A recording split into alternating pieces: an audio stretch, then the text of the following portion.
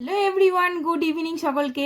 কেমন আছো তোমরা সবাই? আমি খুব ভালো আছি, আশা করছি তোমরাও খুব ভালো আছো। সিউড়িতে রাস্তায় ধুলো খেতে খেতে এখন চলে এসেছি দুবরাজপুর।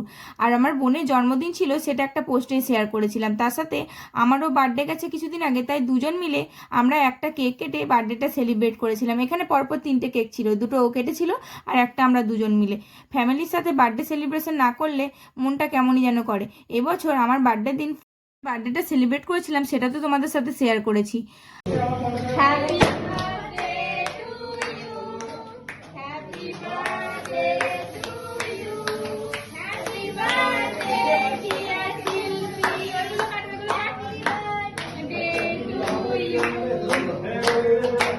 বছর বোনের বার্থডেটা একটু অন্যরকম ভাবে সেলিব্রেট করা হলো। অন্যবার বাড়িতেই কেক নিয়ে এসে লোকজন নিমন্ত্রণ করে সেলিব্রেট করা হয়, আর ও কেক কাটার পর খুঁজেই পাচ্ছে না কেকটা কাকে খাওয়াবে, তাই ধরে বেঁধে আমাকেই ডেকেছে।